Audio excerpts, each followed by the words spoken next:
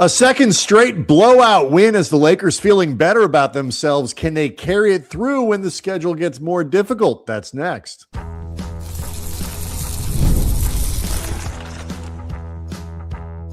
You are Locked On Lakers, your daily Los Angeles Lakers podcast, part of the Locked On Podcast Network, your team every day.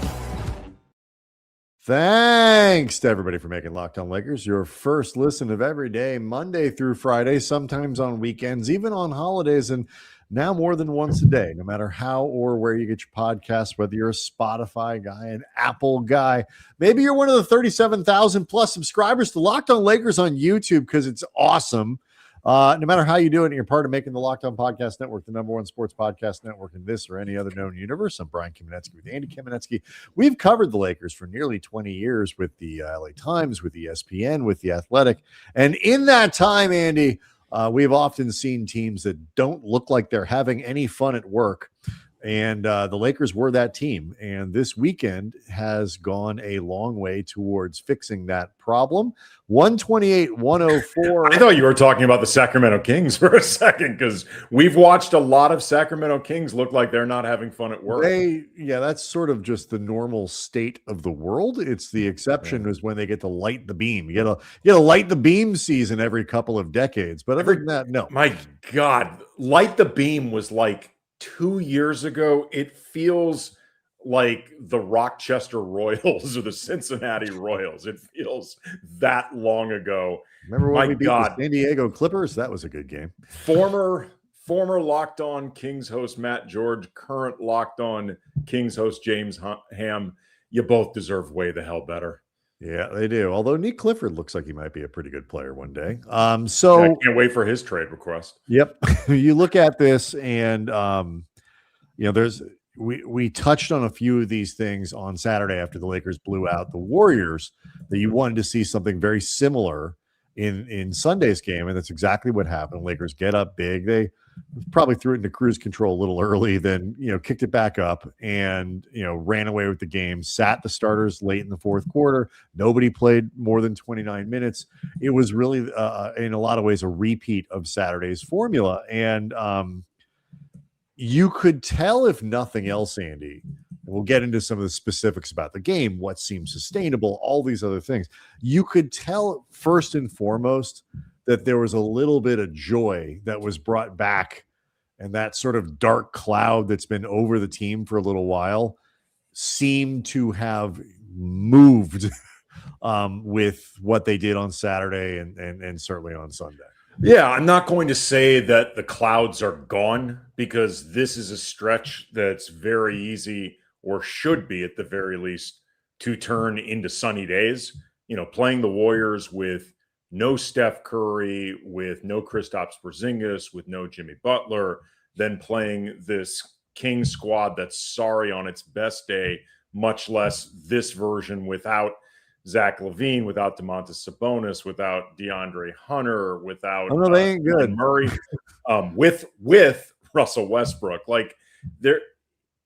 Frankly, the Lakers should have been starting the sunnier days earlier, because by all rights they should have been able to go into that Suns game, and in that one the Magic have been struggling on the road, but that's hence the dark clouds and the enormous frustration. Right. But if I may play amateur weatherman for a second, I am not declaring the clouds completely gone and not coming back for the next 6 months. But this is where, if nothing else, you get the opportunity to start to turn the mood. And the mood was in desperate need of turning. We talked about after the Suns loss, the potential for spiral was there if nothing else, did not hit the brakes on what was happening. They've got one more hopeful tune-up-ish game Tuesday against the Pelicans, another team that's not very good, before they go play Denver, the Nuggets in Denver. Denver, by the way, having a bit of struggles themselves. So the Lakers have an opportunity to use this period to workshop and to build some of their best habits. it's going to be more difficult to do the things that they did against the Warriors and Kings against better competition. But the first step is actually getting the reps under their belt, and they're doing that. Yeah. I do want to let people know that today's episode is brought to you by FanDuel. FanDuel is giving you a way to turn that energy into even bigger potential wins with a college basketball parlay profit boost. Head to FanDuel.com to get started. That's FanDuel.com. FanDuel, play your game. It's interesting that you kind of phrase it that way. Like, I agree with you. Like, the Lakers aren't fixed. But there's like a difference between like sort of the clouds over what their ceiling is, some of their shortcomings as a team or whatever, and just literally the mood. Like, you could just see like there was no sense of fun, no sense of joy. Like in the first half of first quarter, when the Lakers went up 36-18, there was that play, and JJ Redick credited Marcus Smart for this sort of thing at the end of the game. Smart from the floor starts a fast break off a steal, one of his 5, I believe. He had 5 steals in this game. Marcus was really, really disruptive. Very much so. So he starts a break on his knees, throws it out to LeBron. LeBron flips it to Reeves. Reeves looks like he's going to go for a little finger roll, but instead it's like a little finger roll oop to LeBron, who throws it down, and like everybody's up. They had a couple poster dunks from Maxi Kleber, of all people, in this game. And just like, it was just, they look like they were having fun. And, I understand this is serious work. It is a business. They are all paid a lot of money. The expectations are quite high, and so on and so on and so on. It's still basketball. And it's like, if you can't find some enjoyment in the playing of the game, then you're not going to win. And, step one, like they were so frustrated, and Saturday and Sunday loosened them up. Now let's see what happens, because New Orleans, they got blown out on Sunday against the Clippers. Broadly has played a tiny bit better. DeJounte Murray is back.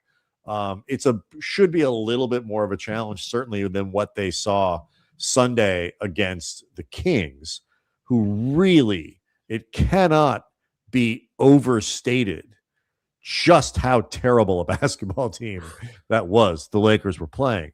But there was one point where I was honestly wondering, is Malik Monk trying to get ejected? Like he got a tech, and then he ended up going at it a little bit with Maxi Kleber after, a blocking foul that had some physicality in it. But Malik really reacted pretty demonstratively. And in the beginning, I was like, settle down, Malik, like relax. And then I'm like, you know what? Is he just trying to get tossed? And if he is, I don't blame him. It was like, blame him in the slightest. Which game was it a few weeks ago where LaRavia fouled out like 2 minutes into the third quarter and looked totally I believe that was against the Spurs, where they were super shorthanded. And I agree. It looked to me like when LaRavia got his 4th or 5th foul, his body language from there was so F it, man. Right. F it. Get me. Like, I don't think he was I don't think he was trying to foul out, but I don't think he was not trying to foul out. Sure was not. He sure was not trying. Right. Out. He wasn't concerned about fouling out.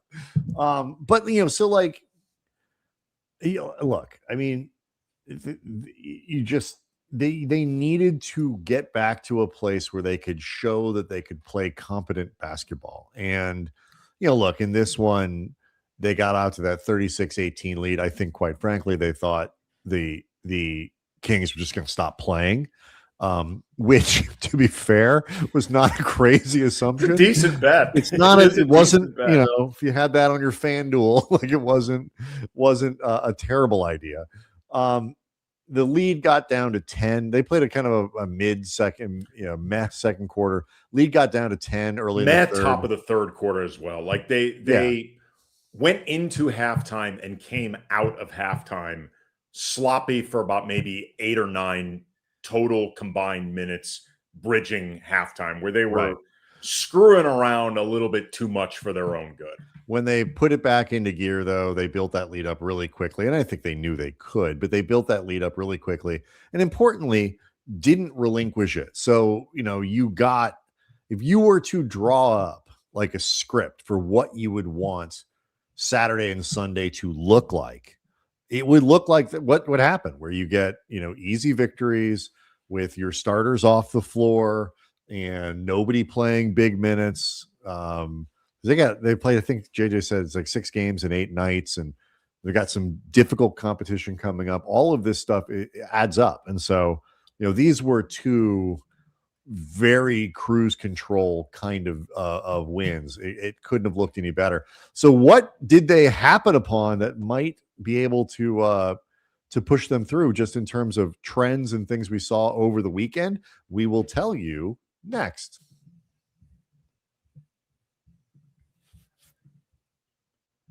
Locked On Lakers is brought to you by BetterHelp. This episode is sponsored by BetterHelp. March is a time to celebrate women, especially International Women's Day, and recognize just how much they can carry at work, relationships, families, and the unseen roles they step into every day. And sometimes men can have blind spots, even with the best intention, with the women in our lives, whether mothers, sisters, partners, coworkers.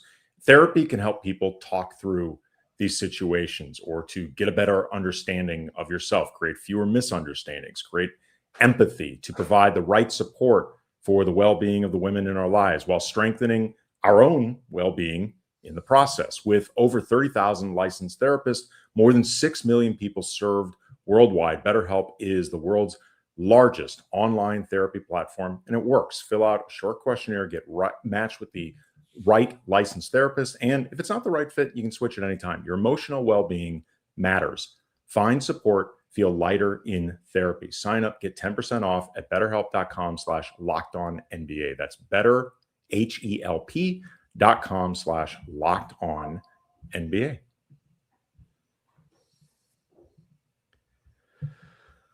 All right, so 2 things I think that really stuck out. We can talk about the rotation, which seems to be kind of shaking out a little bit. Actually, I guess now 3, but they're all kind of related.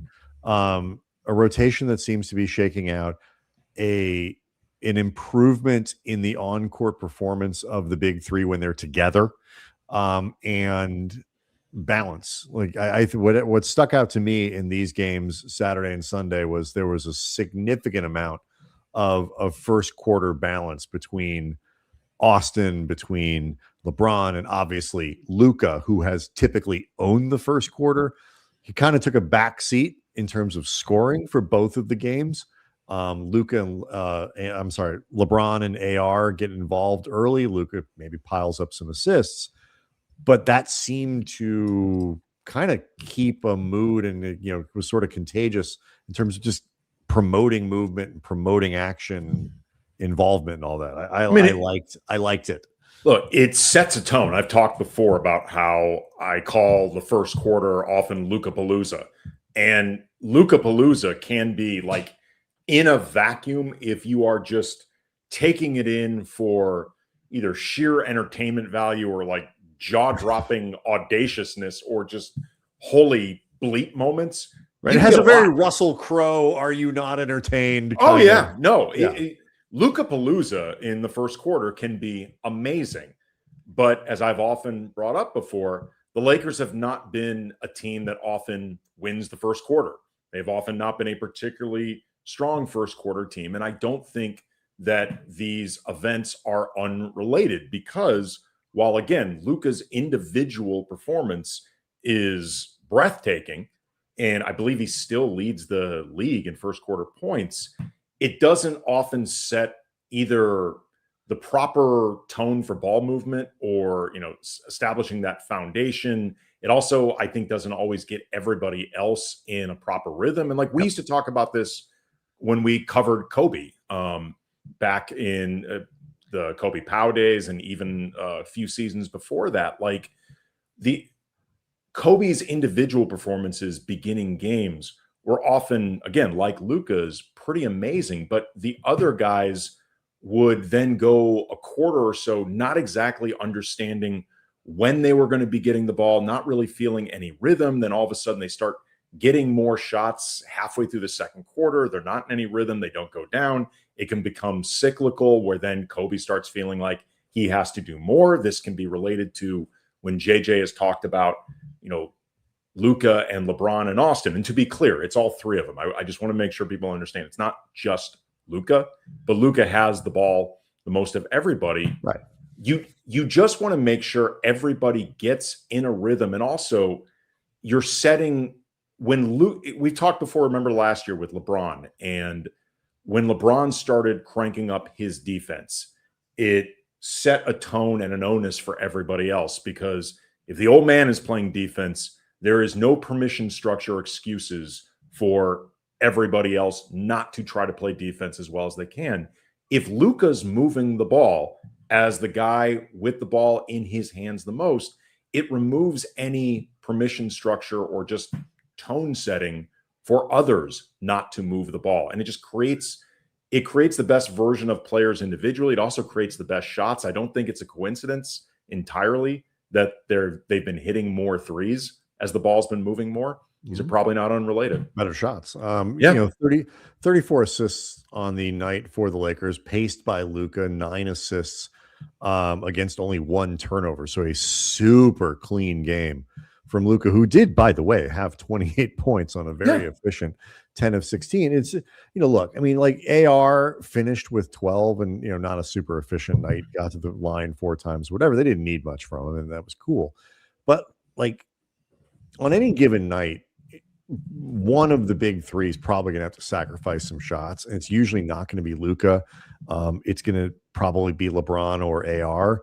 But the difference is if you can get everyone kind of flowing a little bit early when you need one of those guys perhaps later in a game, or the minutes where Luka's not on the floor or whatever it might be, they're kind of not starting from scratch. Like, I want to have a larger conversation about some of Reeves's numbers and what you think all of this looks like in terms of off-season stuff when LeBron presumably is gone. That's the assumption that I know you and I are working under, that he will not be back with the team next year, and how that changes what, you'd expect Reeves's output to be. But in the near term, they really just need to figure out a way to maximize everybody in that group, because there's just too much talent for them not to be more competitive in those minutes. And I agree with you. I think it's not a coincidence that the shot selection was better, that the shot quality was better, that the energy kind of remained a little bit more sustained. And then from there, I feel like JJ is just getting a better feel for how to break them up, using LeBron more frequently as the only one of the big three on the floor, so he can really lean into his skill sets, having Luka and AR working off of each other a little bit more. It's just, there seems to be an increased comfort level with that. Well, we've seen that some of the floor combinations with, say, LeBron, Marcus, at times Rui, Laravia, I think Luke Kennard can be helpful here. Jackson Hayes, maybe now Maxi Kleber. We'll talk about it. Appears like Maxi Kleber is taking Jared Vanderbilt's minutes. But if you put LeBron out there with these guys who are high energy, who look to defend, who play with physicality that LeBron can match, like when LeBron goes into that mode, that dude is still at 41, super strong. He is still capable of pushing dudes around. Like, I think he fits well there.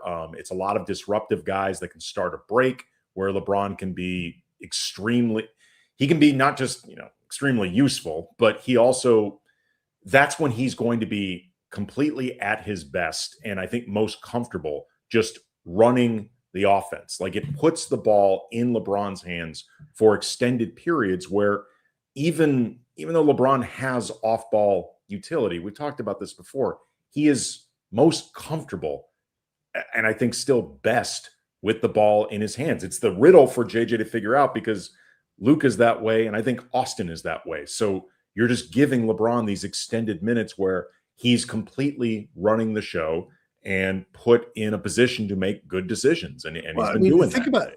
And you think about it too, like, and the timing of it is important too. It's to start the set. Usually LeBron, he's taking that break a little bit earlier, and he comes back on. He's certainly comes back on near the end of the first quarter, starts the second quarter, and all that. Like, so now you're the other team, and you have your second unit out on the floor, and the guy running point on the other team is LeBron. Like, it allows him to do what he does against slightly less impressive ball pressure, he doesn't have quite as much talent in terms of his own teammates on the floor, but the opposition isn't quite as capable of handling him either. And so it's just, it works really well. And it takes some of the pressure off of like this incredible microscope of every single time the three of them are out on the floor. Like, okay, what happened? Did they win those minutes? Like, they've got a couple, 3 or 4 games in a row where it started to look better. And if nothing else, they just need to make it good enough that people stop asking the question every single time that they play. Well, I mean, the question is going to be continue to be asked if they don't get it together better and they're not more synergized against better competition. Like, they're not going to be. No, you're right. It's got to sustain against, say, a team that isn't Sacramento. But. Yeah, I mean, it is important to emphasize, because I can see the reactions coming already. You guys are blowing sunshine up their butts over 2 wins over the Warriors and the Kings, and we're not. We are recognizing full on the Lakers have a lot to iron out against teams that are actually good. But these games matter as a lab to figure those things out and as an opportunity to just build reps and better habits. This is why, by the way, you and I have continually emphasized all season, these games do matter. Don't blow them off. It's not the same thing if you win by 4 as if you win by 24. Like, it actually does. Right. matter. And can I ask you, and we'll go to break here in a second, but can I ask you a question, and you can answer me honestly?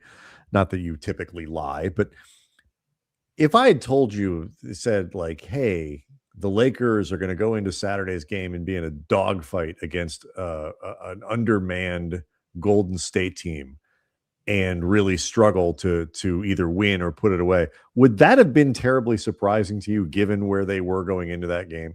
No, it would not have been. That's why, like, the turnaround, like, it wasn't a given that they, were going to play well in these games. I want to talk a little about, you mentioned Maxi Kleber in for Vando, and also a little bit of Deandre Ayton, because he's in sort of a fascinating place. In a pretty good weekend, I thought. And so let's talk about that next. Locked on Lakers is brought to you by FanDuel. Have you ever wanted to experience the NBA Finals live and in person? If you haven't, it's awesome. Highly recommend it. FanDuel is giving you the chance to turn that dream into a reality with their NBA sweepstakes. Here's how it works. Use your profit boost on any NBA future. You'll automatically be entered for a shot to win an NBA Finals trip for 2. That's right. Flights, tickets, the whole experience. And if you're looking at that board, thinking about which team can make a deep run, this is the perfect time to lock in.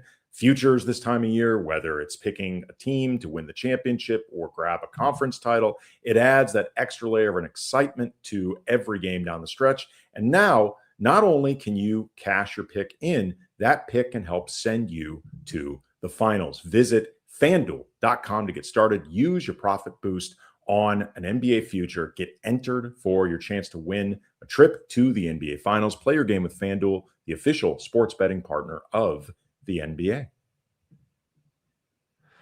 Locked on Lakers is also brought to you by Indeed. Workplace chaos. You got deadlines stacking up. The inbox is overflowing. The one position you have to fill is still sitting open. And so when the pressure's on and you need the right hire, this is a job for sponsored jobs. Indeed, sponsored jobs helps you reach the people who actually fit what you're looking for: skills, experience, location. So you're not just hoping the right candidate stumbles across your post. Here's a stat that says it all. In the minute we've been talking to you, companies like yours have made 27 hires on Indeed, according to Indeed data worldwide. So if you're hiring, spend less time searching and more time interviewing candidates who check all of your boxes with Indeed sponsored jobs. Spend less time searching, more time actually interviewing candidates.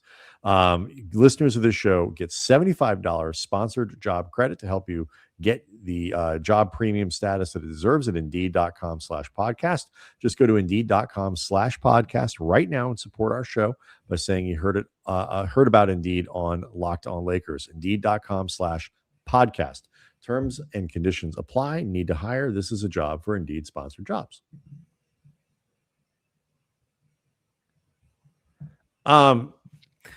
Let's talk first. Actually, and maybe we'll do the short segment at some point this week. We got to talk about Luke Kennard, because he's making a huge difference, and to the point where, like, in an off season where the Lakers are, the assumption is they're going to throw everything overboard that can be thrown overboard. They might want to hold on to that guy. Look, man, I said from the beginning that it would not shock me if Luke Kennard was re-signed, just because he's not going to be super expensive, whether for the Lakers or anybody. He's currently on an $11 million deal. I'd be stunned if he got re-signed by the Lakers or anywhere for more than that. And I'd actually, if I had to bet, it's going to be less, just not the because same. I think it's somewhere around the same. Someone's exception maybe or whatever. But he is not going to break anybody's bank. And also, too, he's the type of player that you want around Luka in terms of elite shooter. Like, right, shooters are valuable around Luka Doncic. And for reasons which maybe we'll get into when we really can focus on him. In a world where LeBron may not be on your team, I actually think there's even more utility for his secondary skills looking at next year. So we'll see. I mean, it could be an interesting way that their cap space thing has to get adjusted based on fit. Certain guys are more valuable to you than they are in other locations, and it's worth paying for that. So that's one thing. The Kleber minutes thing, like, Vanderbilt played 10 minutes, I believe, against the Warriors, did not play much, didn't take the floor in this game. He was the only Laker who didn't play. JJ was not going to put him in garbage time and insult him that way. But he didn't play with the team fully healthy, everybody available. Vando didn't play much against Golden State, as I mentioned. And Kleber picked up a lot of minutes on Sunday and played quite well. It's just, I go back and forth on this. Like, I know you're a bigger Vando believer than I am, but, like, I can't necessarily fault it. I can't. Just kind of, it's sort of, they win the minutes with Vando out there. They've typically won the minutes. If you look at the net ratings since 2026 rolls around, Vando has the best individual net rating on the team among rotation players. They typically win the minutes when he's out there. Mm-hmm. I think he is not a JJ Redick type of player. I think JJ, we've seen going back to last year, he has a shorter leash for Vando. He has a shorter patience for Vando. And I think he sees Vando's flaws and or mistakes as louder or more destructive than I often think they are. If I'll say this, playing Kleber works, it works, and it's fine. If you're asking me if I get it, my answer is no. I'll put it this way. I mean, obviously the results need to be there. Yeah. But with the team at full strength, and as they're sort of, as we talked about in the previous segment, sort of rearranging and really, flowing into a better sense of who is playing, where and when, you're adding more minutes for somebody like Kennard. If the results are there, they can get the stops that they need and all that kind of stuff. I do not think Vando is going to be glued to the bench for the rest of the season. I do think these things ebb and flow and inevitably be back. And there are certain nights But I think Kleber's not going to be a JJ good is matchup. looking for reasons to glue him if he could. That was about what I was about to say. That said, he is clearly not, a favorite. The limitations that all of his coaches have kind of, I don't want to say struggle with, but navigated. Everybody, and Vando's playing time in the time that we've covered him has often fluctuated. I don't know if I agree with that, but like the averages end up the averages, but there are a lot of times where he plays less, then he plays more, then he plays less. Sometimes it's based on injuries, sometimes not. I am really curious to see what it looks like if he doesn't play. Like, can you sustain really good defensive effort? Can you get the kinds of stops that you need? And then if he does play, obviously the minutes can come from Kleber. Maxi's minutes to some degree, I think, also come from Jackson and Ayton, who, didn't pile up huge minutes over the weekend. Ayton only played 18 minutes on Sunday, and he wasn't bad. He had 6 of 6 from the floor, 4 rebounds. He had a couple steals. I thought he played well on Saturday too, doing, dirty work, Clint Capella kind of stuff. So I don't think Maxi's minutes are necessarily just coming from Vando. They're also coming from the centers. I am curious to see what it looks like going forward. There's just, they finally have a full roster, and the minutes are, as we suspected at the beginning of the year, going to be harder to come by.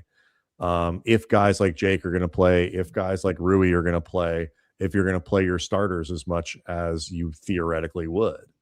Look, this goes back to last season. I clearly have a philosophical difference on Vando than JJ does. I tend to think his strengths are more valuable and more singular to this team than his weaknesses are destructive. And again, they have typically won the minutes when he's out there. I realize net rating is not the only metric that matters, whatever, but I think generally he has not hurt them when he's been out there. I agree. And certainly this year, especially. Yeah. I mean, JJ clearly sees it a different way. And if they win the games, whether with Maxi getting those minutes or with the rotation just shortening, if they win, I don't particularly care how they go about winning. But if you're asking me if I agree with JJ, the answer would be no. It's interesting. Like, and for those watching live on YouTube, I was answering a question about, like, from ML Bolt 5. Do you think Vando should play more than Ayton? And like, in a vacuum, you could say yes, no, whatever. But like, those aren't the right people to compare, because the skill sets for those two are so different. Yeah. And the way they function is so different. That you can't do it. But like, there have been different times that just, for me, it's like, I can see why Vando gets squeezed. And the big thing is the defense has shown some signs of life, even in some of the games they were losing. They were not losing, the Orlando game. And so like, those were games that were generally lost because their offense was atrocious. Right. The defense has shown some signs of life. And so if they can sustain that without Vando, it would be strange and different from what they've been doing earlier in the season. But again, if they win, I don't particularly it's just the combos are different. Once you get everybody back, the combinations are very different. But it has obviously gotten a lot of people's attention that he has made this change. So we'll see.